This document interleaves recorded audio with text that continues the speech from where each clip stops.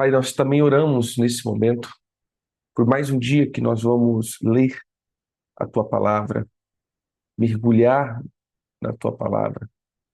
Nós pedimos, Senhor, que seja, seja nos dado entendimento para avançar em propósito, para avançar, Senhor, no pleno objetivo, que cada dia que nós nos colocarmos a ler a Tua palavra, que o Teu Santo Espírito nos ilumine, nos enchendo, Senhor, da graça e da sabedoria, nos dando direção para caminhar e vencer cada estação da nossa vida. Que possamos estar prontos para a Tua volta, que possamos estar prontos, Senhor, ao dia do chamado para estarmos na Tua presença. Que o Senhor nos prepare cada dia, nos livrando, Senhor, de toda atuação maligna. Dê shalom aos Teus filhos nessa temporada. Livra-nos, Senhor, das magias, das feitiçarias e das atmosferas que se levantam contra nós. Que cada casa receba do Teu favor nessa semana. Que cada casa receba da Tua graça essa semana. Em nome de Jesus. Amém e amém. Bem, irmãos, vamos lá? Nós estamos em Tessalonicenses. Se não me falha a memória, Tessalonicenses. O último foi 1 Tessalonicenses 5. Isso, agora entramos na 2 Tessalonicenses. Segunda carta, epístola do apóstolo Paulo aos Tessalonicenses. E nós declaramos aqui, né, essa palavra.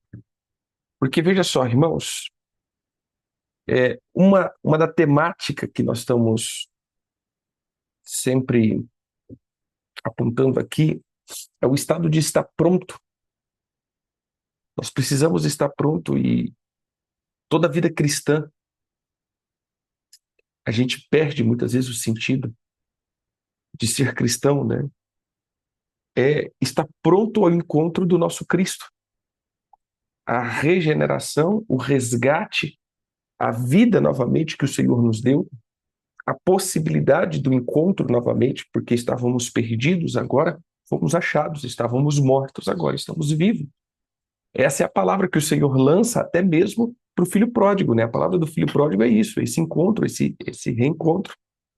O filho mais velho, Israel, que nunca saiu de casa, mas porém também nunca conseguiu se alegrar no pai, ou seja, a paternidade aí, e o filho mais novo, né? Os gentios, que todos nós viemos de Noé, depois do dilúvio ali, da multiplicação, então acaba sendo filho de uma aliança. Então a gente vê os gentios que estão voltando para casa. E dessa volta para casa, nós nos alegramos no nosso Pai, nos encontramos com Ele, né? Ou seja, há um encontro, e esse encontro é um encontro que nos traz alegria. Então, quando o Senhor diz, olha, se meu filho estava morto e viveu, meu filho estava perdido, né? E foi encontrado. E essa é a palavra para nós. Nós estávamos mortos, nós estávamos perdidos, nós estávamos sepultados aí. E agora as coisas voltaram a acontecer. Eu tenho tocado nesse tema porque nós temos levado a nossa vida cristã como só um símbolo de sucesso pessoal. Então, você ser cristão e buscar o sucesso. E, na verdade, o sucesso é ser bem-sucedido na caminhada. E ser bem-sucedido em uma característica de quando o Senhor chegar, estamos prontos. É óbvio que nós temos sempre falado acerca de governo, né? Estabelecer o governo, avançar, trazer o céu para a terra. Isso é, sem dúvida, uma palavra apostólica, mas mais do que isso, querido, nunca saia da tua cabeça que a palavra central do cristianismo é você estar pronto para o dia do juízo, ou para o dia da explicação. Você está pronto para trazer uma explicação ao Senhor nos últimos dias. Lembrando que todos nós prestaremos conta, então, que cada dia seja dias incisivos na tua vida, que você esteja pronto para essa caminhada, pronto para para esse tempo de juízo, pronto para esse tempo de prestação de conta, que você consiga estar pronto. Então, ao ler a Bíblia, não faça da leitura da Bíblia só mesmo uma leitura para você achar códigos ou uma leitura para você achar revelações, mas que seja uma leitura que você encontre nela cada dia mais a imagem de Cristo, o reflexo de Cristo, para que você se entregue e a habilidade do Espírito sobre ti, para te deixar pronto para essa caminhada que nós precisamos avançar e estarmos preparados para o dia da prestação de conta que teremos com o nosso Senhor, de tudo que foi nos dado, tudo que foi nos comissionado, tudo que foi nos dirigido. Ontem eu até falava, né, para os irmãos da igreja, que para nós aqui, esse ano, uma das coisas que nós temos que trabalhar é trabalhar disponibilidade. Se você parar para pensar, a disponibilidade é uma coisa que está ficando cada dia mais difícil. O ser humano está ficando indisponível. Todo dia mais estamos ficando mais indisponível, porque estamos tão mais envolvidos com as coisas nossas, com as nossas ações, com os nossos projetos, com os nossos afazeres, com as nossas ambições, que estamos cada dia mais indisponível para o Senhor. E também muito mais frustrado, né? Se você parar para pensar, tantos métodos, técnicas, tantas, é, tantas estratégias de vencer na vida, que ao longo do tempo está nos deixando mais frustrado do que realmente realizado. Se você parar para pensar, em boa maioria, e eu digo agora como pastor, né? E os pastores aqui, como que eu posso dizer? Como pastores, né? Chamando vocês pastores, observe que em cada atendimento você vai ver as pessoas mais frustradas, né? Então, pelo menos o que eu recebo muitas vezes são pessoas frustradas com a caminhada, frustradas com o ministério, frustradas com o discipulado, ou frustrada com a vida. E aí a gente pergunta, o que está acontecendo, né? Se temos um Deus que nos agracia, por que tanta frustração? Então, porque a gente muitas vezes está focando na coisa errada.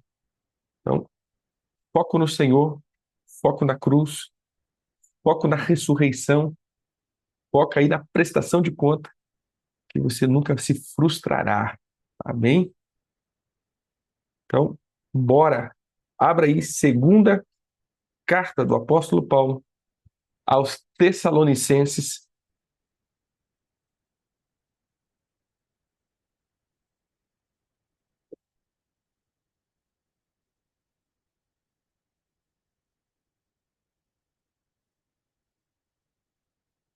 Segunda Tessalonicenses, ele tem 3 versículos, 3 capítulos. Capítulos mais curtos.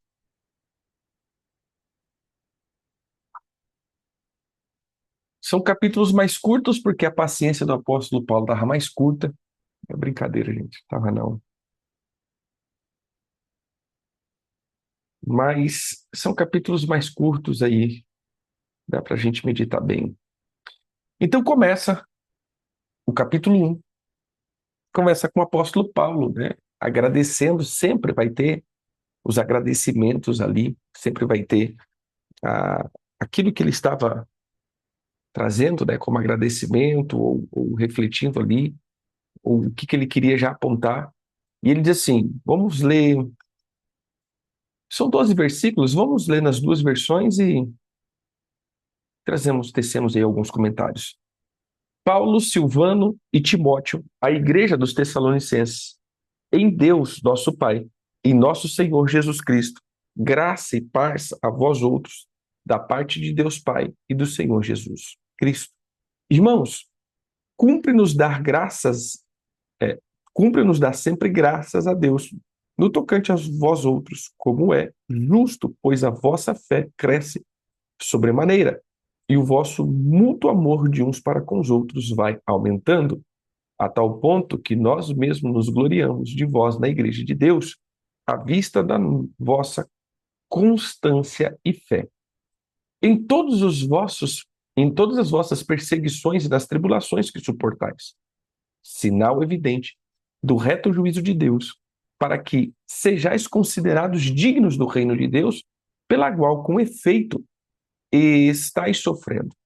Se de fato é justo para com Deus que ele dê em paga tribulações aos que vos atribulam, e a vós outros que sois atribulados, alívio juntamente conosco, quando do céu se manifestar o Senhor Jesus com os anjos do seu poder, em chama de fogo, tomando vingança contra os que não conhecem a Deus e contra os que não obedecem ao evangelho do nosso Senhor Jesus Cristo. Estes sofrerão penalidade de eterna destruição, banidos da face do Senhor e da glória do seu poder, quando vier para ser glorificado nos seus santos e ser admirado em todos os que creem naquele dia, porquanto foi crido entre vós o nosso testemunho. Por isso também não cessamos de orar por vocês, para que o nosso Deus vos torne dignos da sua vocação, que o nosso Deus vos torne digno da sua vocação e cumpra com poder todo o propósito de bondade e obra de fé, a fim de que o nome do nosso Senhor Jesus seja glorificado em vós e vós nele, segundo a graça do nosso Deus e do Senhor Jesus Cristo. A mensagem: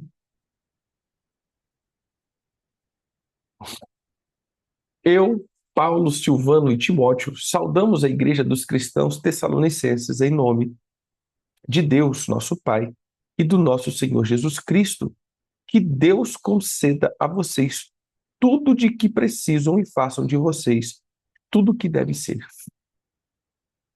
Vocês precisam saber, amigos, que dar graças a Deus o tempo todo por vocês não é apenas um prazer, é uma obrigação. Temos de fazer isso. Sua fé está crescendo de maneira surpreendente. O amor de uns para com os outros cresce de modo maravilhoso. Por isso, é nossa obrigação dar graças, estando orgulhosos de vocês. Vocês são firmes na fé, a despeito de todas as tribulações que tiveram de enfrentar. Temos falado de vocês a todos os que encontramos nas igrejas. Toda essa tribulação é um sinal claro de que Deus decidiu prepará-los para o reino. Vocês estão sofrendo agora, mas a justiça está a caminho. Quando o Senhor Jesus aparecer no céu, cercado de fogo, e os seus anjos poderosos, ele vai virar o jogo e acertar as contas com os que têm feito vocês sofrer. Sua vinda será a mudança que estamos esperando. O que se recusarem a conhecer Deus e a obedecer à mensagem vão pagar por tudo o que fizeram. Exílios eternos da presença do Senhor e do seu poder magnífico é a sentença deles. Mas naquele mesmo dia, quando vier, ele será exaltado por seus seguidores e celebrado por todos os que creem. E tudo porque vocês creram no que foi dito a vocês. Sabemos que esse dia extraordinário está chegando. Por isso, oramos por vocês o tempo todo, para que o nosso Deus os prepare de acordo com o plano que ele tem para vocês e com poder leve a efeito seu bom pensamento e atos de fé, de modo que deem bons resultados. Se com a vinda honrarem o nome do Senhor, e se com a vida honrarem o nome do Senhor Jesus, ele irá honrar vocês. A graça está no meio de tudo isso. É Deus e o Senhor Jesus se doando livremente. Então o apóstolo Paulo começa a carta de Tessalonicenses de um modo bem específico aqui. E não é comum. Você vai ler as cartas do apóstolo Paulo, não é comum, né? Mas ele diz assim, olha, Tomara que Deus atribule quem vos atribulou. Né? Rapaz, é uma palavra bonita, né? Boa. Tomara que Deus atribule quem é aquele que atribulou vocês. Mas o que o apóstolo Paulo está trazendo aqui é uma palavra acerca de atos que estão acontecendo. Veja, em Atos capítulo 17, abra aí Atos 17,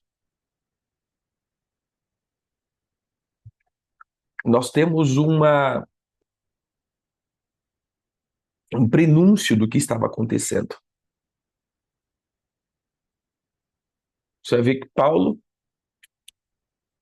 e Silas em Tessalônica, olha, tendo passado por Antípolis e Apolônia, chegaram a Tessalônica, onde havia uma igreja de judeus, uma sinagoga de judeus.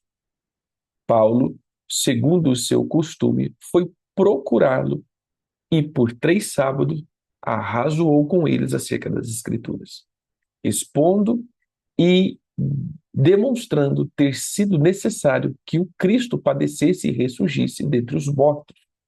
E este dizia: ele é o Cristo, Jesus, que eu vos anuncio.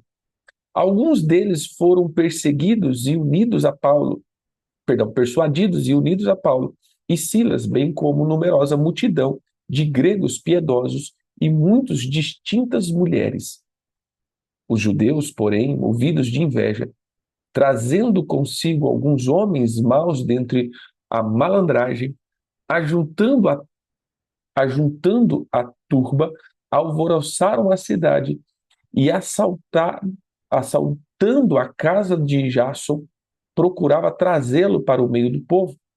Porém, não os encontraram, arrastaram Jason e alguns irmãos perante as autoridades, clamando: estes que têm transtornado o mundo chegaram também aqui, os quais Jason hospedou. Todos esses procedem contra os decretos de César, afirmando ser Jesus outro rei. Tendo a multidão, como as autoridades ficaram agitadas ao ouvir essa palavra, contudo soltaram Jason e os mais, após terem recebido deles a fiança estipulada. Ou seja, nós entendemos aqui que houve um tumulto logo no começo da pregação ali de Tessalônica, e houve uma perseguição. Então a gente viu a primeira carta, né, o apóstolo Paulo parabenizando a igreja por ter suportado.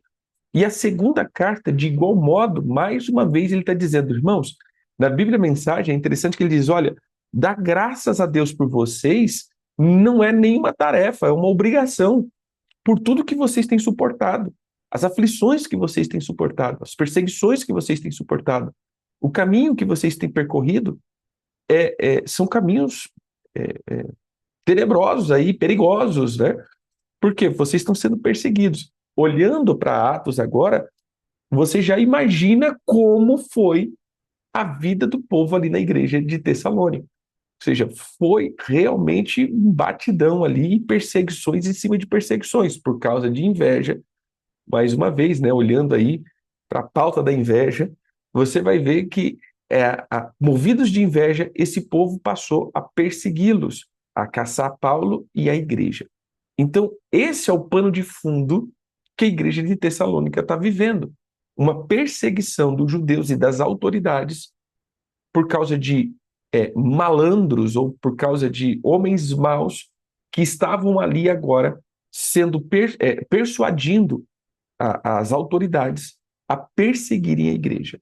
Então, esse é o enredo de pano de fundo, ou esse é o cenário que a igreja está vivendo. Então, o apóstolo Paulo, agora, no capítulo 1, ele diz o quê? Irmãos, permaneçam firmes. Dou graças a Deus porque vocês estão firmes na caminhada. Vocês estão firmes juntos aí com Cristo. Lembrando que, e aí entra na palavra que a gente acabou de dizer, né? Lembrando que chegará o dia do juízo. Pegando aqui esse primeiro capítulo de 2 Tessalonicenses, já podemos ver mais uma doutrina. né? Qual é a doutrina? Do arrebatamento. Queridos, mais uma vez, né? E aqui até confrontando algumas doutrinas que têm novamente se levantado no meio da igreja, dizendo que Jesus não vai voltar, não haverá arrebatamento, não haverá galardão, não haverá tribulação, não haverá destruição. A gente tem que olhar para a Bíblia e para esses fundamentos, mais uma vez dizendo, irmãos, aqui está claro, a clareza da parte do Senhor acerca disso. Haverá sim uma prestação de conta. E o apóstolo Paulo está dizendo exatamente isso. Olha, irmãos, vocês estão sendo atribulados, permaneçam firmes. Vocês estão sendo caçados, permaneçam firmes. Vocês estão sendo caluniados, permaneçam firmes. Permaneçam firmes. E essa é a mensagem que nós podemos até hoje tomar para nós isso daqui. Queridos, por meio de tantas tribulações que nós muitas vezes enfrentamos por carregar o nome de cristão, e não é só as pessoas falarem, mas sabemos que há uma perseguição espiritual para que possamos desistir da nossa fé, retroceder da nossa consciência em guardar um evangelho puro, de poupar a nossa vida aí de muitos pecados, né, cotidianos. Então nós guardamos por causa do amor à palavra, e isso nos traz muitas perseguições, isso nos traz entre aspas tribulações. Mas aí o apóstolo Paulo diz, olha, permaneçam firmes. Sabe por que nós temos que permanecer firmes? Porque chegará o dia da prestação de conta. E aí o apóstolo é bem, como a gente começou aqui, né? Bem enfático. E tomara que o Senhor atribule os atribuladores, né? Tomara que o Senhor persiga os perseguidores, né? Que a bondade do Senhor, né? Veja só, verso 4, né? A tal ponto que nós mesmos nos gloriamos de vós na igreja, à vista da vossa consciência e fé em todos das vossas perseguições e das tribulações que suportais, sinal evidente do reto juízo de Deus, para que sejais considerados dignos do reino de Deus. Então veja, olha só, esse é um sinal evidente do reto juízo de Deus, para que sejais considerados dignos do reino de Deus, pela qual, com efeito, estamos sofrendo. Então, mais uma vez a gente diz, é Deus que está provocando isso? Não, não é Deus. É a inveja de homens maus. Muitas tribulações que passamos, não é Deus promovendo nós. É a inveja de homens maus. Porém, isso pode ser usado para revelar a dignidade dos seus servos. Então, pegue isso, querido, como uma chave na tua vida. Aí Deus está me fazendo passar isso? Não. Deus pode até me provar, e sim, Ele vai provar a minha fé sempre, como a gente fala, né? Toda vez que eu busco profundidade, eu entrarei em níveis de prova. Então, há uma permissão de Deus para que esses homens até mesmo nos atribuem um pouco, para que possamos ser colocados como dignos do nome que carregamos. Então entenda que o poder do evangelho, irmãos, não está na autoridade que eu carrego, porque hoje está sendo muito falado sobre isso. Autoridade, poder, autoridade, poder, autoridade. O que eu mais vejo é o que me faz digno, na verdade, é a capacidade de resistir e permanecer glorificando o nome do Senhor no meio das tribulações. Então você parou para pensar que nenhuma das tribulações o Senhor poupou esse povo? O Senhor não poupou o povo de passar pelas perseguições, até porque as perseguições eram homens maus, os malandros que foram pagos, acionados para alvoroçar uma cidade. Mas nós vamos entender aqui que essa característica ou essa esse mover aqui, essa circunstância, essa era a palavra que eu estava achando, essa circunstância que o Senhor permitiu que fosse promovido para poder trazer dignidade aos filhos. E aí ele coloca aqui no verso 6, né? Se de fato é justo para com Deus que ele dê em paga a tribulação aos que vos atribulam, e a vós outros que sois atribulados, alívio juntamente conosco, quando do céu se manifestar o Senhor, junto com os seus anjos de poder. Então é assim, que o Senhor atribule os atribulados, os atribuladores, e dê alívio aos que estão sendo atribulados.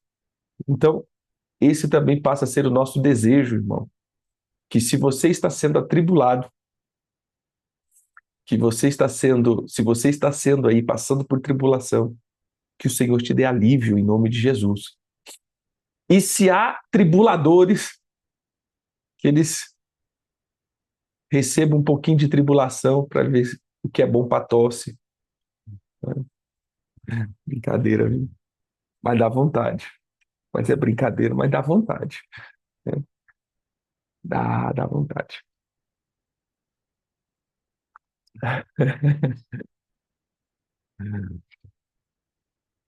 Capítulo 2.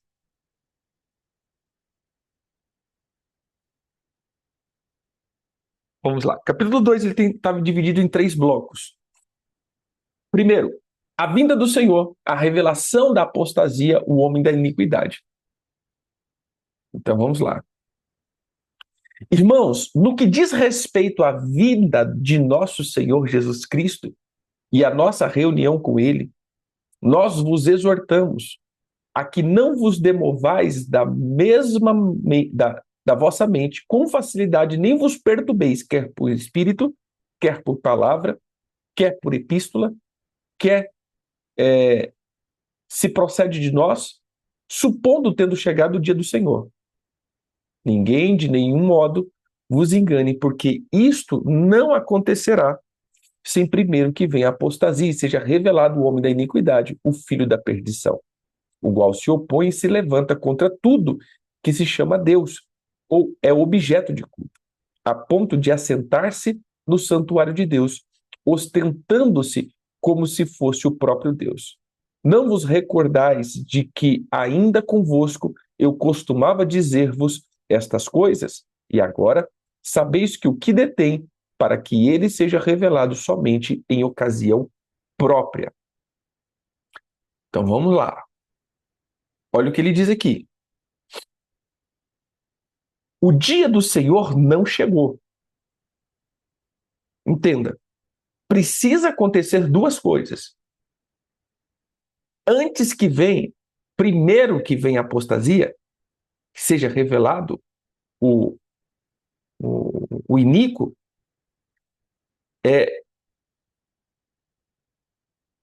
não, perdão. O dia do Senhor vem, antes do dia do Senhor vir, perdão, primeiro tem que ser revelado o homem da apostasia. Quer dizer, o homem da iniquidade é a apostasia. É difícil aqui de botar o tic-tac para funcionar. Vamos lá. Veja, primeiro tem que ser revelado o homem da iniquidade. 2, tem que estar estabelecido a apostasia no mundo. Então, o dia do Senhor vai vir. Isso nós sabemos. O dia do Senhor virá. Mas antes que o dia do Senhor vier, 2 situações vai acontecer. Primeiro, a apostasia será geral. Segundo, o homem da iniquidade aparecerá, se manifestará no meio do povo. Então, 2 sinais que o apóstolo Paulo nos dá como sinais da vinda do Senhor. Ele diz, mais uma vez, olha, vocês estão achando que o dia do Senhor chegou? Não, pode ficar de boa. Por quê, irmãos? Porque ele já estava pensando que era a grande tribulação. Imagina, nós estamos falando aqui de 70 começou a destruição do templo, a caça às bruxas aí, né? Ou seja, começou a caçar aí os cristãos, estavam sendo caçados, mortos, devorados. Então ele falou, gente, chegou a tribulação. Então Jesus já está chegando. Ele falou, não, não, não, não, não. Ainda não. Não tire isso da tua cabeça. Não tire isso da tua cabeça. Duas coisas. Não remova da tua cabeça duas coisas. Antes que ele venha, precisa ter a revelação do homem da iniquidade e da apostasia como um sistema na mente do povo. Eu vou definir o que é a apostasia e o homem da iniquidade. E vou falar o nome dele e citar o CPF. Brincadeira, gente. Eu sei que todo mundo gosta disso, mas não vai acontecer isso, não. Vamos lá.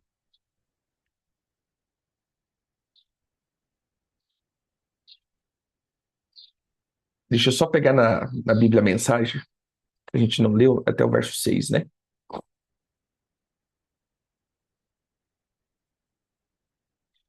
Ele diz assim: agora, amigos, leiam essa palavra com muito cuidado. Vão com calma e não tire conclusões apressadas quanto ao dia em que o nosso Senhor Jesus Cristo virá e em que nos reuniremos para recebê-lo. Não permita que ninguém os confunda ou os deixe eufórico com algumas notícias extraordinárias. Supostamente, da minha parte, de que o dia do Senhor já chegou, já aconteceu. Não caia nessa cilada. Antes desse dia, algumas coisas precisam acontecer. Primeiro, a apostasia. Segundo, a manifestação do acusador da anarquia, um verdadeiro fantoche de Satanás. Gente, aqui a gente já colocou duas coisas aqui, mais clara, e a gente vai citar. Ele vai desafiar o altar e dele se apossar, isso é, de tudo que está ligado à fé. Depois de eliminar a oposição, ele se assentará no templo de Deus e apresentando-se como Deus Todo-Poderoso, lembrando-se que já falei tudo isso em detalhes quando estava com vocês. Na Bíblia a Mensagem ele traz uma clareza um pouco melhor, mas vamos lá. Deixa eu só pegar um negocinho aqui, só um minutinho.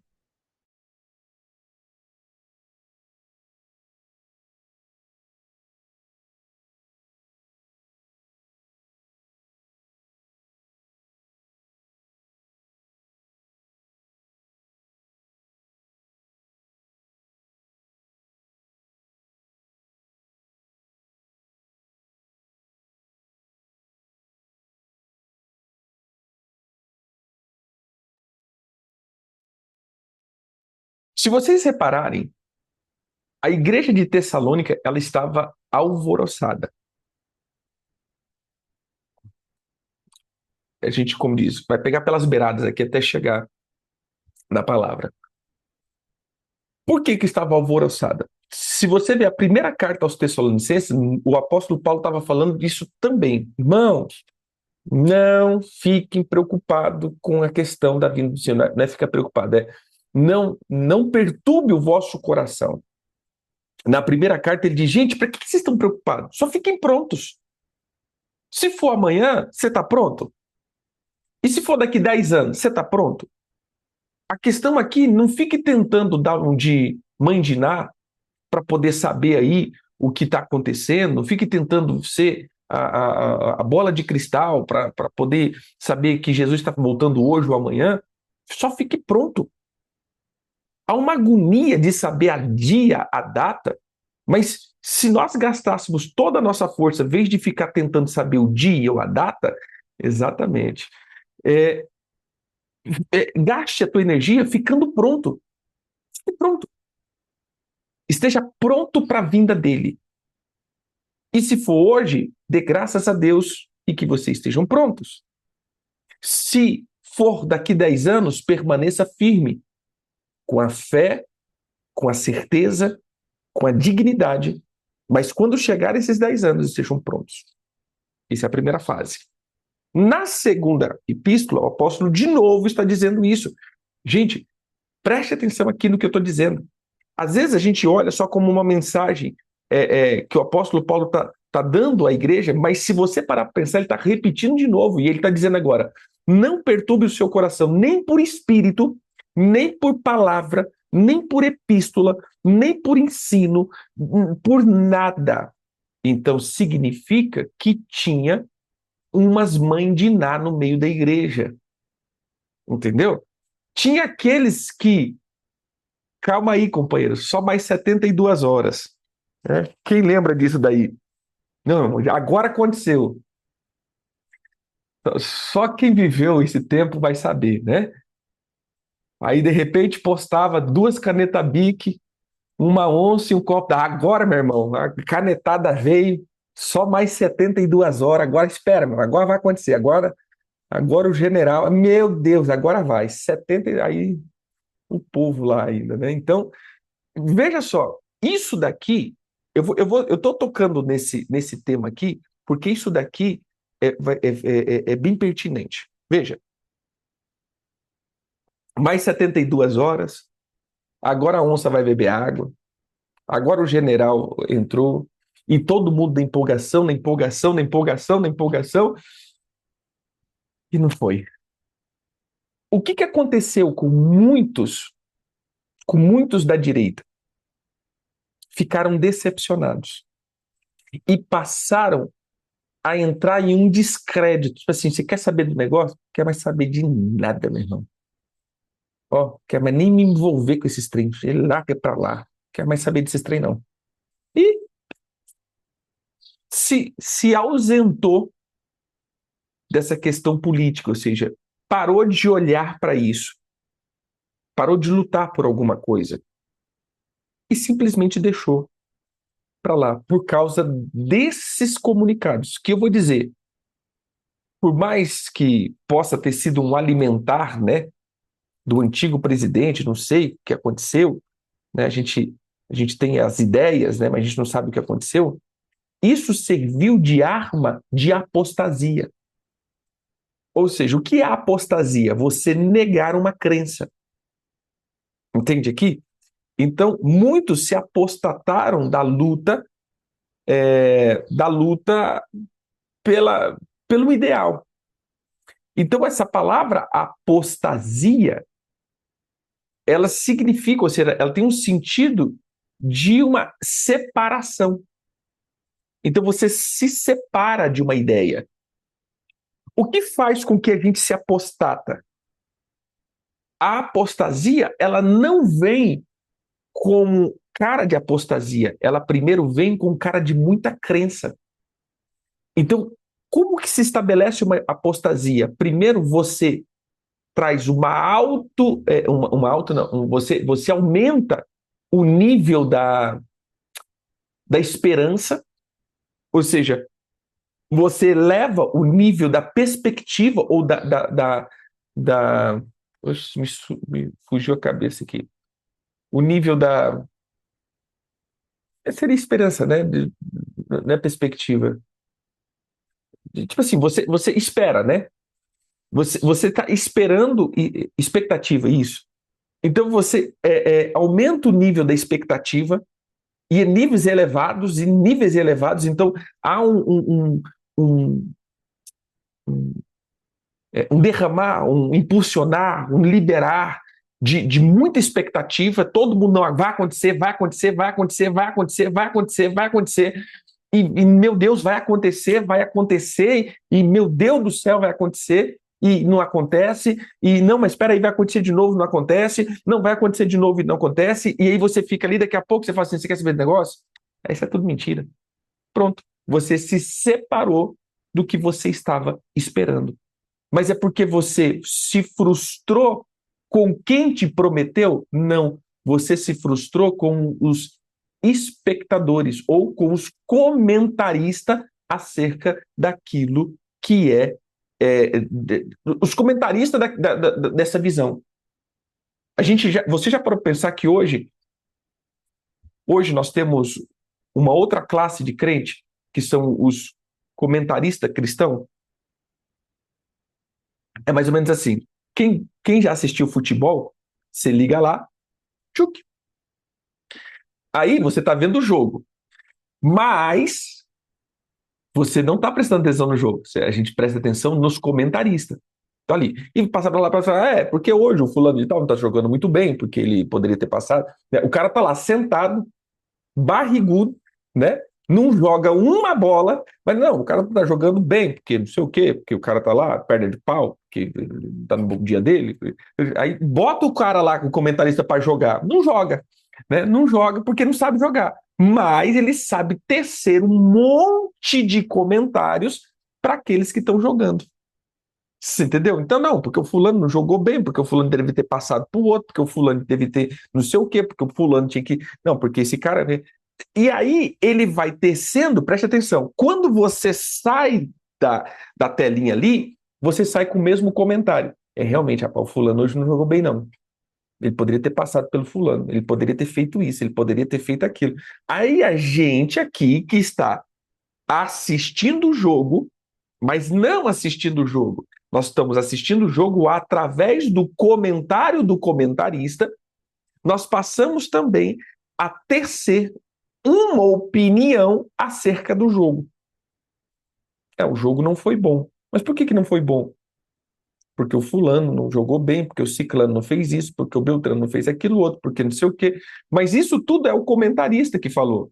Não foi você que viu. Então, a culpa ali da minha frustração com o jogo foi por causa dos jogadores? Não. Porque se você ficar olhando ali só o jogo, às vezes você vê, cara, o jogo foi acirrado ali, mano. E foi para lá e foi para cá, o jogo foi acirrado. Mas muitas vezes os comentaristas podem ser bons comentaristas ou eles podem ser tendenciosos. Então, se eu já estou com treta com alguém, eu vou ser tendencioso no meu comentário. E fazer com que quem está me assistindo também tenha a tendência de ver o que eu estou vendo, mas eu já estou vendo através de uma perspectiva que eu estabeleci. Pois bem, pega aqui. Agora você está entendendo que a moda. Veja só, queridos, você está entendendo que a moda hoje é ser geopolítico? Hoje todo mundo é geopolítico? Já parou para pensar nisso? Você abre o canal, o YouTube, geopolítico. Todo mundo falando de geopolítica. E quem lembra aí agora, mais um descrédito, né? Não, porque agora, meu irmão, o Trump vai vir, vai arrebentar com tudo. Ih, rapaz, não arrebentou. Na verdade, a gente estava, né? Não, mais 72 horas, gente, mas só 72 horas, né? Tá chegando. E a gente tinha, né? A gente vai tecendo isso daqui, porque a gente vai ouvindo alguns comentários. Não, porque agora ele aplicou a lei, não sei o que, não, agora ele vai arrebentar com tudo, agora vai. Agora, o Trump estava sendo quase um Chapolin Colorado, né? Quem poderá me defender? Eu, o Chapolin Colorado, e aquele negócio todo.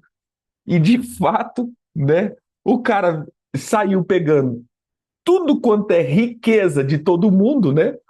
Pressionou a Venezuela, pum, para pegar petróleo, veio para o Brasil, fez tudo isso, pegar a Amazônia, que todo mundo quer, e aí só foi pegando tudo, ou seja, o cara está cuidando da nação dele, meu irmão. Né? E não, que ele vai vir salvar a pátria, que vai vir, que agora o Trump já era até o anticristo. Né? Segundo alguns geopolíticos cristãos, o Trump era o anticristo, né, que estava trazendo paz, já estava, quem lembra aí quando Israel foi a paz, fazer paz lá, em que não sei o que, rapaz, agora foi, porque estabeleceu a paz, Jesus está voltando, pega a mala e agora desfaz a mala de novo, porque já está sem paz de novo, e tá aquele negócio, ou seja, essa característica que traz apostasia, porque são muitos comentários, e a gente muitas vezes cai nessa besteira de tecer esses tantos de comentários que agora isso, que agora. Ou seja, e a gente para de olhar para a caminhada. Veja, o apóstolo Paulo estava sofrendo a mesma coisa na igreja. Eram muitos comentários. Era comentários em cima de comentários, eram comentários em cima de comentários. E a gente se detém nessa questão, e eu vou usar até uma palavra do apóstolo José, rapaz, tu não quer mais nem saber dessas coisas não, meu irmão. Eu quero é focar na cruz, né? Porque a gente fica com esse negócio, e agora vai, agora não vai, agora vai, agora não vai, agora vai, agora não vai, que, que realmente as pessoas se frustram com o evangelho. Né? E, na verdade, a gente traz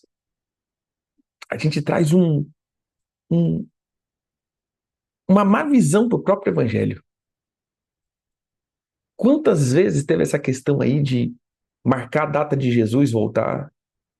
Quantas vezes a gente teve essas características? Isso aqui, irmão, foi descredibilizando o evangelho e a vinda do Senhor. Por isso que as pessoas hoje nem esperam mais, ou seja, é uma coisa que nem se fala muito, porque já caiu tão indiscreto. E isso é, para mim, um dos pontos, um dos pontos cruciais para a apostasia.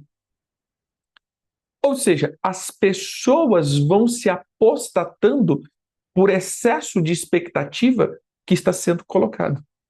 E aí as pessoas vão se apostatando, ou seja, vão se separando de uma ideia. E daqui a pouco, eles estão descredibilizando o próprio Senhor Jesus. Que a palavra é muito clara. E o apóstolo Paulo, agora pegando a mensagem de Tessalônica, 2 Tessalonicenses 2, ele diz exatamente isso. Fala, gente, vamos lá. Preste atenção. Duas coisas vocês vão ter que notar. Aí sim vocês falam, Jesus está voltando. A gente pode olhar e analisar fatos. Qual é o fato? Há uma conspiração. Ponto. 2. Há uma agenda para 2030. Se vai ser a volta de Jesus, não sei. Mas há uma agenda para 2030. Para quê? Para uma globalização. Entendendo que precisa haver uma globalização para um sistema de governo único. Isso é o que a gente sabe. Então precisa ter uma única religião e precisa ter um único governo para que se estabeleça o que nós chamamos de anticristo. Mas eu digo isso, de fato, quem está esperando o Cristo é Israel, não o mundo. O mundo não está esperando Cristo nenhum, porque nós ocidentais já somos cristãos, né? Vamos colocar por maioria, denomina como cristão, porque entendeu que Cristo já veio. Os judeus não creem e os asiáticos nem creem em Jesus. Então não está esperando Cristo nenhum. Quem está esperando um Cristo é Israel. Então, olhando para eles, vendo o que eles estão fazendo, esse é um termômetro. 2, a apostasia. O que é apostasia? Uma frieza na fé. E isso está sendo promulgado. E agora nós vamos entrar e dizer assim, ó, que esse dia, ou esse apóstata, ou esse anticristo, ele vai perseguir tudo que se chama Deus e é objeto de culto. Então entenda, é, o Messias e Cristo é o mesmo, né? A palavra Messias é escolhido e Cristo também é o ungido. Nós dizemos Cristo, né? E para eles é o Messias. Então veja só, o que nós precisamos entender?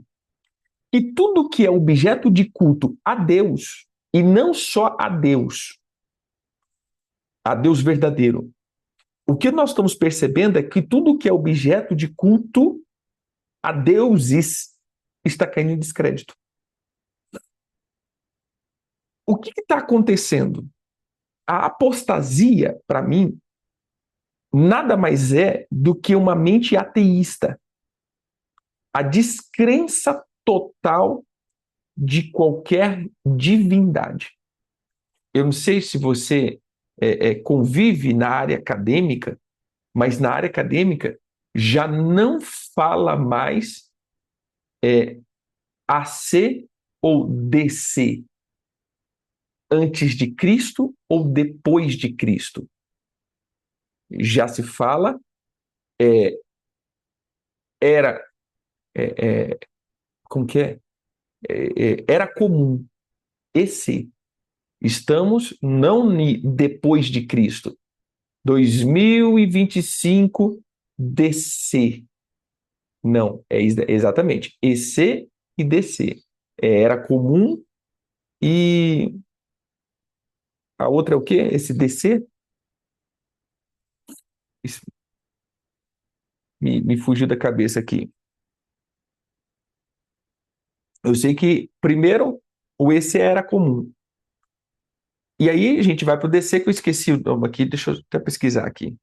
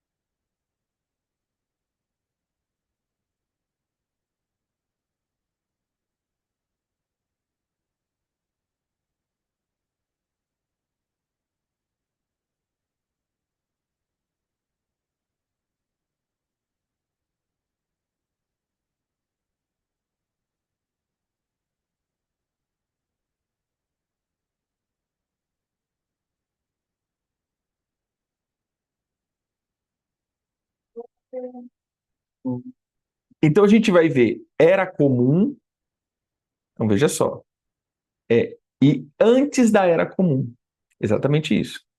Então, antes da era comum, a gente está vivendo na era comum, EC. E depois havia o AEC, antes da era comum. Ou seja, para exatamente tirar essa característica de Cristo. Então está sendo arrancado da mente das pessoas a questão de Cristo, porque de fato, meu irmão, Cristo mudou toda a estrutura do tempo. Algo que era antes de Jesus e algo que foi depois de Jesus. Então você vê que a mentalidade cristã ela entrou muito forte, porque o próprio Senhor Jesus mudou as eras e os tempos da humanidade. Você vai ver, você nunca viu antes de Buda e depois de Buda, antes de Alá e depois de Alá. Não existe isso, mas todo o calendário é antes de Cristo e depois de Cristo. Antes de Jesus, no ano 2000 antes de Jesus e o ano 2000 depois de Jesus. Então, Jesus foi um divisor de tempo que marcou a humanidade. Querendo ou não, isso está impregnado na vida da humanidade. Agora, eles já estão tirando isso. É a era comum que nós estamos vivendo, e antes da era comum era, ou seja, na verdade, estamos tirando a imagem de qualquer deidade da mente das pessoas. Não só a questão do cristianismo como fé, mas todo e qualquer imagem que remete a uma deidade está sendo arrancado das pessoas por causa das decepções.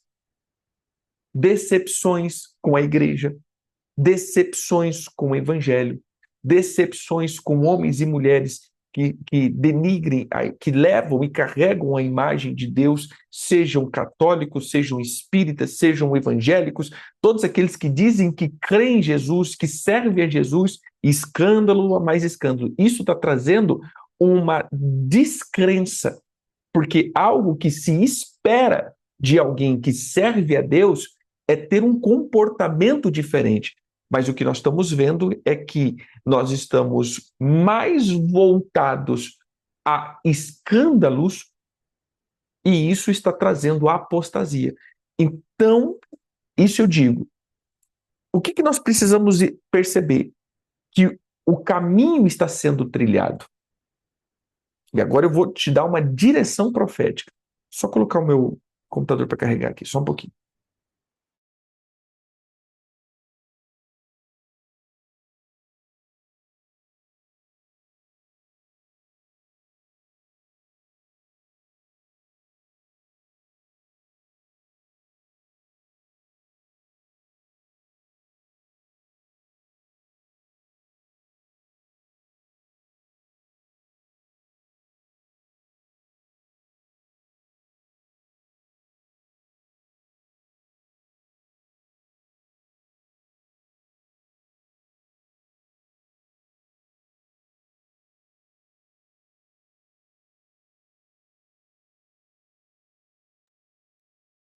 Então, veja só, o que eu percebi ao longo do tempo?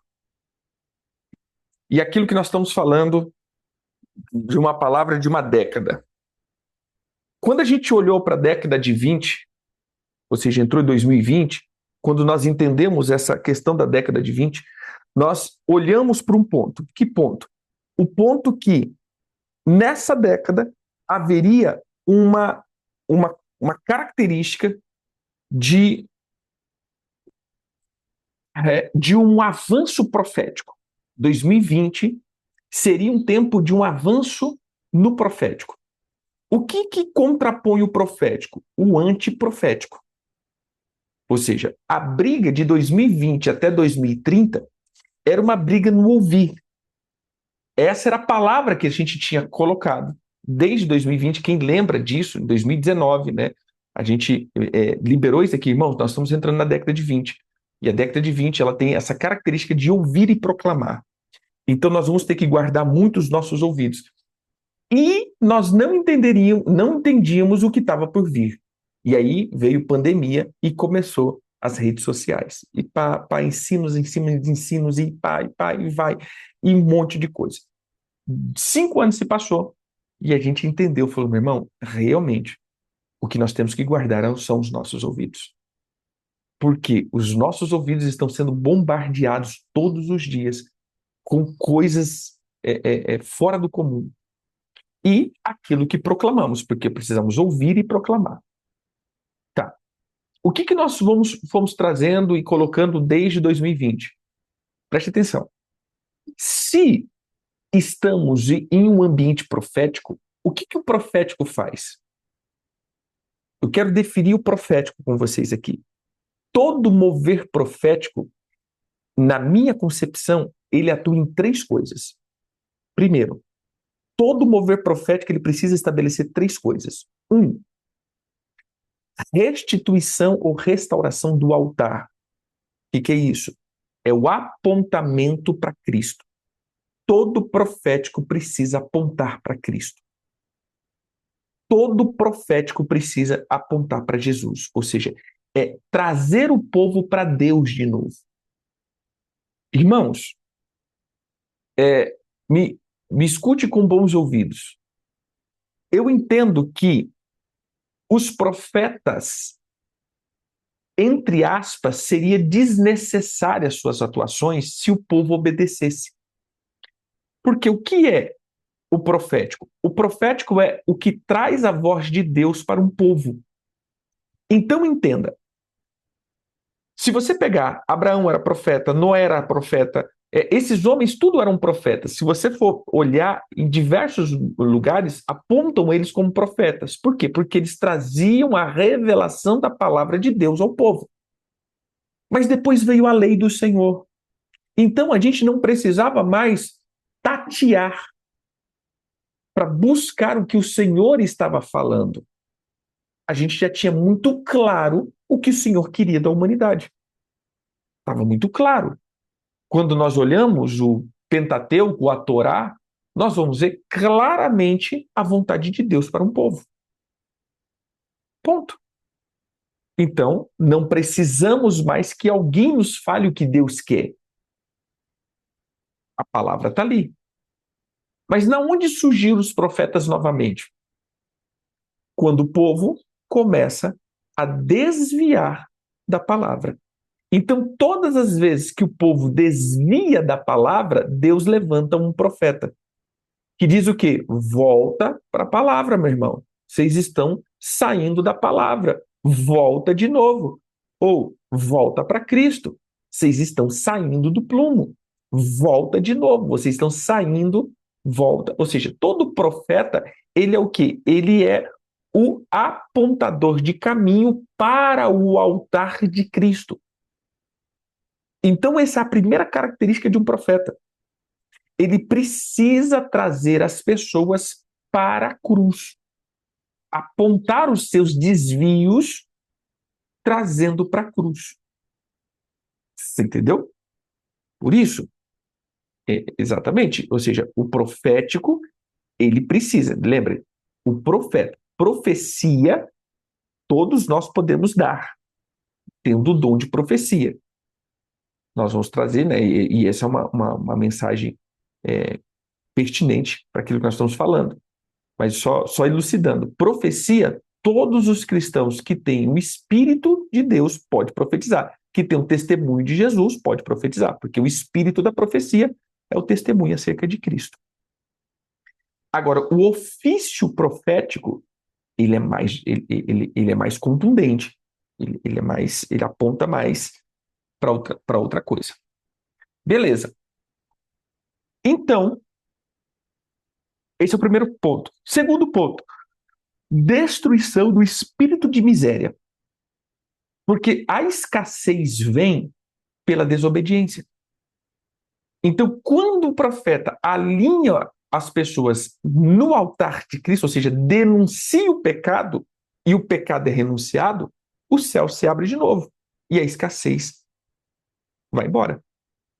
Então, todo profético, ele denuncia os desvios e confronta a miséria. E, por último, confronta a sepultura. Todo profético confronta a sepultura, a miséria e os desvios. Agora, olha para a situação. Se esse ano é um ano que o mover é um mover profético, nós vamos ver que a vida, vou colocar essa palavra, prosperidade, e um mover cristocêntrico é a palavra incisiva para esse tempo. Então, o que nós vamos confrontar? A morte. Como foi de 2020 até aqui? 2, a miséria. Como foi a questão de 2020 até aqui? E 3, a apostasia. A apostasia é uma das características do antiprofético. Porque se o profeta, ele prepara o caminho de Cristo, o antiprofético prepara o caminho do anticristo. Se precisa ter um nível de fé para que Cristo se manifeste, precisa também ter um nível de incredulidade para que o anticristo se manifeste. É isso que a gente não entende. E eu te explico um pouco melhor. Veja só, nesse ponto, nós vamos ver que a frieza e a percepção errada acerca da fé e de Cristo tem que ser algo muito contundente, muito, muito enfático. As pessoas precisam não conhecer Jesus. Por que eu digo isso? Porque o próprio Senhor Jesus disse que nos últimos dias esse espírito viria e enganaria muito. Ou seja, ele é um espírito de engano. Gente, só é enganado quem não conhece a verdade. Porque quem conhece a verdade não é enganado. E essa é a minha preocupação. Eu olhava isso em 2010, 2015, eu falava, irmão, estamos longe. Porque o povo não é enganado assim. Rapaz, eu olho agora em 2020, cada coisa, às vezes eu vejo cada coisa, e tantos irmãos acreditando em cada besteira.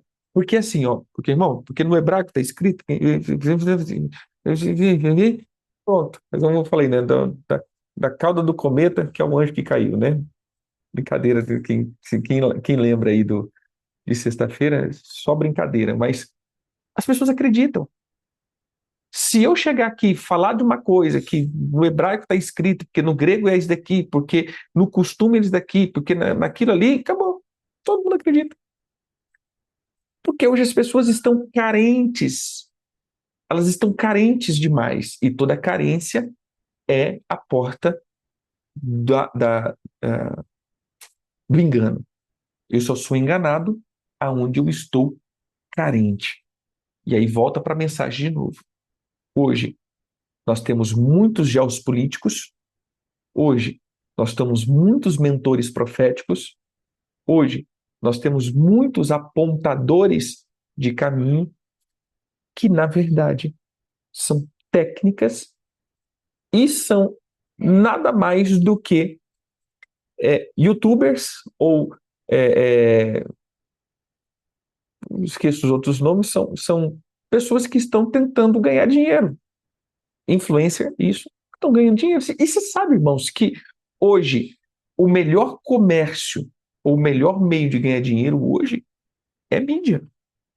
Porque se a pessoa tem um canal enganjado, meu irmão, o cara ganha 50, 60 mil tranquilo. Tranquilo, tranquilo. Só com patrocínio de YouTuber e de tudo mais. Ou seja, a pessoa ganha dinheiro. Então, o que nós precisamos entender? Que hoje eles não têm. Hoje as pessoas não estão com compromisso com a verdade. Eles têm compromisso em fazer com que o seu canal seja viral. Pare e pense nisso. Então, tudo que começa, você sabia o que não te contaram. Irmão, você pode saber que isso daí é pegadinha do Faustão, o que não te contaram. Né? Porque isso daqui é meio de atrair as nossas, como que eu vou dizer? A nossa curiosidade. Vamos, não querem que você saiba disso. Pronto, já está todo mundo, meu Deus, o que eles não querem que eu saiba? Né? Eu tenho que saber. Gente, foi a mesma coisa que a serpente usou com Eva desde o começo. Ó. Deus não quer que você fique sabendo disso. Pronto, o que foi, dona serpente? O que foi? Conte, né? Isso. E daqui é antigo, é mais antigo do que andar para trás, andar para frente. Né? Funciona muito bem. Então você vê lá, o que não te falaram, o que não te contaram, não querem que vocês saibam. Vamos lá, todos esses canal de saúde, né? O que eles estão escondendo para vocês? As empresas farmacêuticas não querem que vocês saibam disso. Se você misturar água com limão, tem uma limonada. Pronto. É assim. Bom, e olha que eu sou veaco nisso. Olha que eu sou veaco nisso. Uma vez eu caí numa dessa. Eles não querem, as empresas de cartão não querem que você saiba disso. Você sabia que você tem um dinheiro que tem que ficar retido quando você passa o cartão e depois você pode resgatar? Eu falei, rapaz, isso me interessa. Né, isso me interessa, porque né, passo o cartão mais do que tudo, né? Então, vamos ver.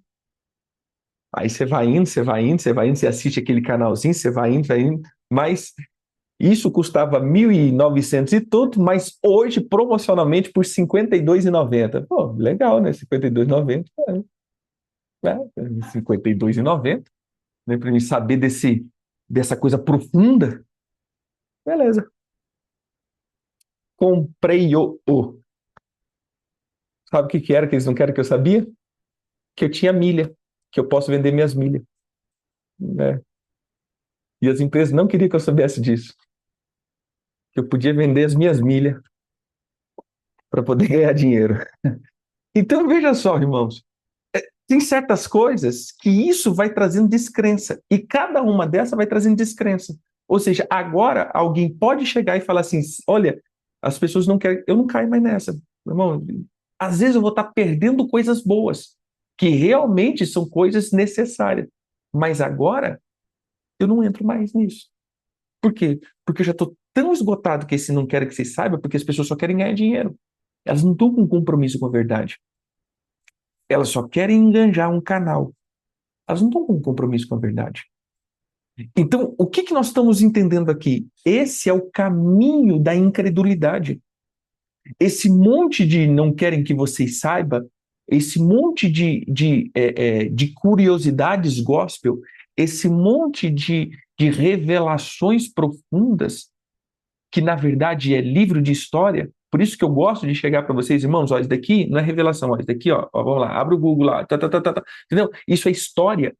Por quê? Porque vem como revelação e as pessoas daqui a pouco começam simplesmente a desacreditar. E era isso que estava acontecendo na igreja de Tessalônica. Um monte de gente dizendo, não, é a vinda de Jesus. Não, é Jesus que está voltando. Não, é Jesus que não sei o quê. Não, é Jesus. Olha, prepare, porque Jesus está... Porque é a grande tribulação. Porque é o anticristo. Então, Nero, com certeza, Nero era o anticristo. né, que estava perseguindo a igreja, matando os cristãos. Com certeza ele era o anticristo. Os crentes no tempo do Hitler, com certeza falou que o Hitler era o anticristo. Né? Ou seja, você entendeu que em cada tempo tinha um anticristo, que a humanidade apontou e disse, esse é o anticristo? Mas a gente tem que entender que a característica, ela tem que vir associada duas. E quando nós olhamos aqui, essas duas características têm que andar junto. Primeiro, a apostasia e o homem da anarquia. O que é anarquia? Ausência total de lei. Então nós vamos ter que ver uma Sodoma e Gomorra no mundo. Nós vamos ter que ver a ausência de regras e lei. E nós estamos vendo isso caminhando. As leis sendo corrompidas, não existe mais justiça, não existe mais princípios, cada um faz o que quer. Isso é o estado anárquico. Então, o anticristo, ele vem com uma promoção da anarquia, ele vem tirando todos os princípios e regras. Aí nós voltamos de novo. Irmãos, preste atenção, isso daqui não é questão política, mas nós entendemos que, primeiro, nós vamos ver que a esquerda ela é uma das maiores promotoras da ausência de princípios. É contra o casamento, é a liberação de não sei o quê. Então, a gente vai vendo que eles vão. Essa questão partidária, que hoje está muito claro, muito polarizado, e não só no Brasil, mas no mundo inteiro, o que é esquerda, o que é direita. Então, nós vamos vendo que o que nós temos que olhar não é só para uma pessoa. O que nós temos que olhar é um sistema que está sendo promovido. E entenda, Jesus virá quando o sistema estiver pronto, porque o anticristo se manifesta quando o sistema estiver pronto para ele governar. Entendemos que o anticristo governará por 7 anos, e ele precisa que esse sistema esteja pronto para ele governar. Igual é um sistema de pessoas que estão simplesmente sem princípio nenhum. 2, esteja em um nível de descrença ateístico, ou uma fé, sabe aquela fé, eu acredito em tudo? Eu acredito em tudo. Eu sou espiritualista. Eu acredito em tudo.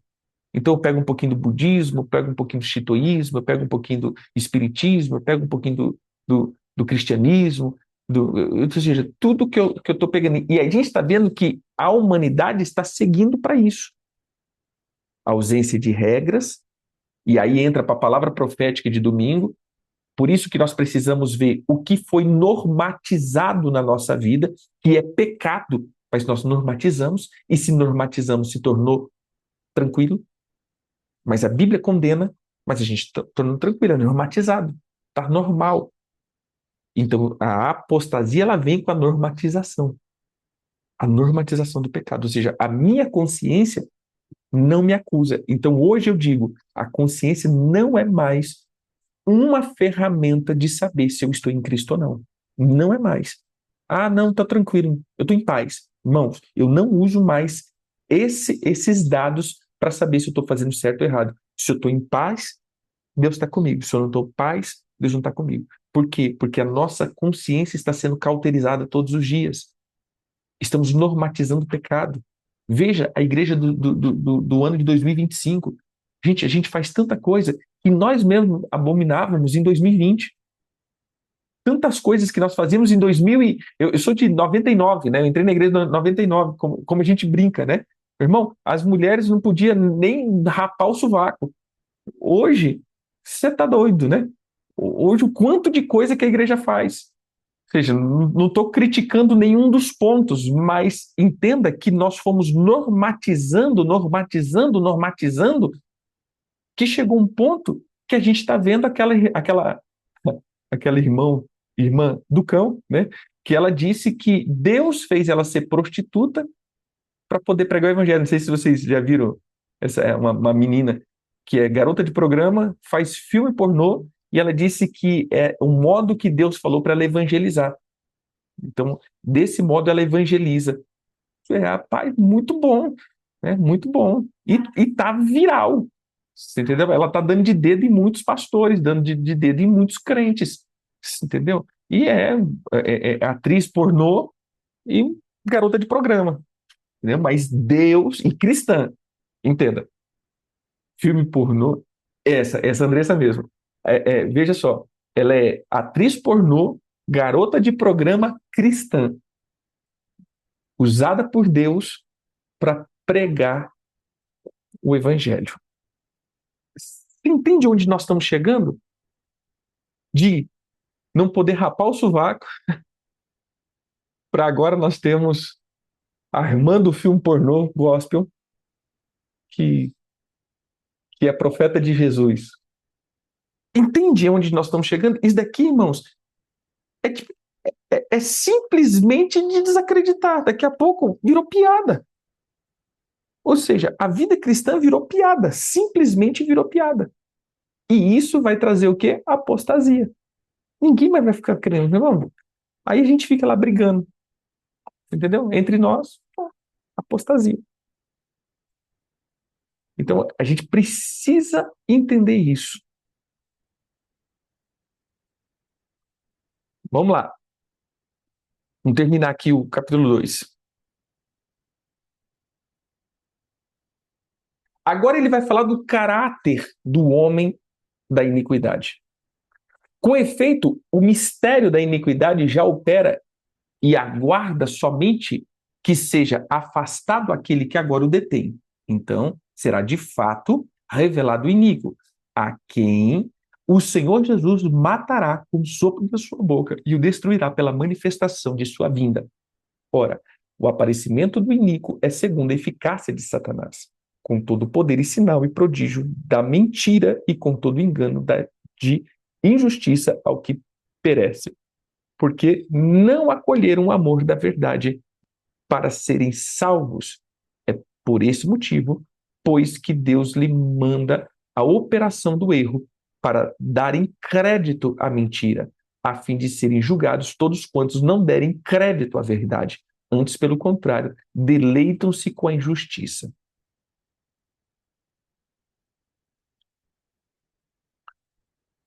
Vocês devem estar lembrando também de que eu disse que o acusador da anarquia será retido até o momento determinado para a sua manifestação. Isso não quer dizer que o espírito de anarquia já não esteja atuando. Está sim, já que de maneira secreta, muito sutil. Mas virá o tempo em que ele terá liberdade de ação e se apresentará. Mas não se preocupe, o Senhor Jesus estará com vocês e o destruirá. O Senhor aparecerá e pronto. É o fim do acusador da anarquia. A vinda dele é obra de Satanás. Seu poder, sinais e milagres não passam de truques malignos que operam a favor dos que odeiam a verdade que poderia salvá-los. E uma vez que são tão obcecados pelo mal, Deus lhes entregará ao mal. Terão o que desejam, como se recusam a confiar na verdade, serão banidos para o mundo da mentira que eles escolheram. Então a gente vai ver aqui agora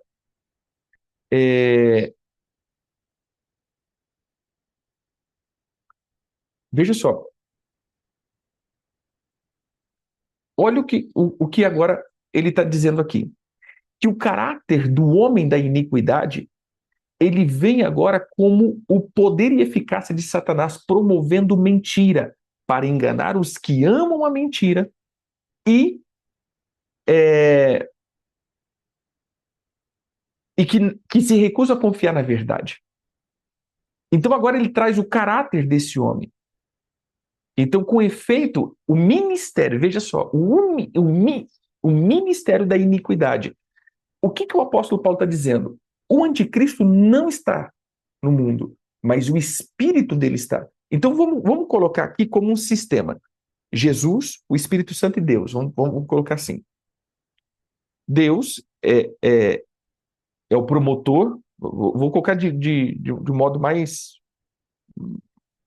mais, mais visível, né? Deus é como se fosse o promotor, o Espírito Santo é aquele que traz a mentalidade, e Cristo é o operador, aquele que manifesta. Como que vai acontecer? Também a mesma coisa. Satanás é o sistema, é o operador, o, o falso profético, o falso profeta é esse espírito do anticristo, e nós vemos depois, então, o próprio anticristo, que é o operador disso, é a materialização disso.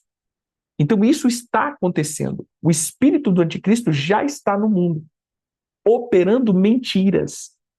E é isso que eu tenho dito desde 2000. Cuidado com o que você ouve. Por quê? Porque nem tudo que nós ouvimos é verdade, por mais que bonito seja. Uma das coisas é, aqueles que não amam a verdade serão enganados. Esse, para mim, é um sinal.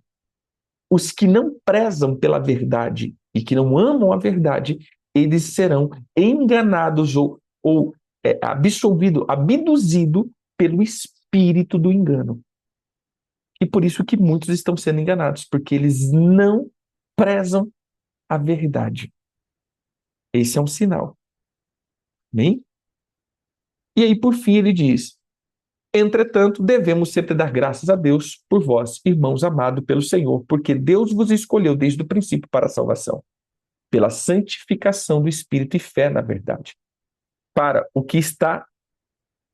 os que também vos chamou mediante o nosso evangelho para alcançardes a glória de nosso Deus Jesus Cristo.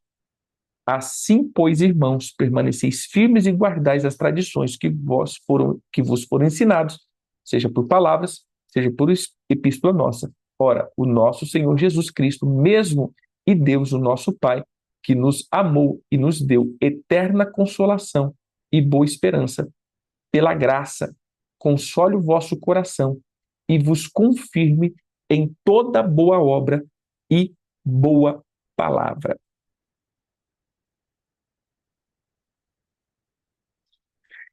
Enquanto isso, nós aqui levantamos as mãos e agradecemos a Deus por vocês, nossos bons amigos, tão amados por Deus. Deus os escolheu desde os princípios. Pense nisso. Vocês estão incluídos no plano original da salvação de Deus pelo vínculo da fé na verdade viva. Essa é a vida do Espírito, no qual dele convidou vocês por meio da mensagem que entregamos. Agora vocês participarão da glória de Jesus Cristo. Portanto, amigos, fiquem firmes, pé no chão, cabeça erguida. Apeguem-se com confiança ao que aprenderam em conversas pessoais ou por correspondência. Que Jesus e Deus, nosso Pai, que os alcançaram com seu amor e os surpreenderam com auxílio e confiança infinita, deem a vocês um coração renovado, confirme o seu trabalho e reavivam a pregação de vocês. Amém? Então, terminamos aqui. Que o Senhor possa abençoar. E amanhã estamos nesse mesmo canal. Eu comento um pouquinho depois sobre isso, mas avancemos. Deus abençoe. Um bom dia a todo mundo, em nome de Jesus.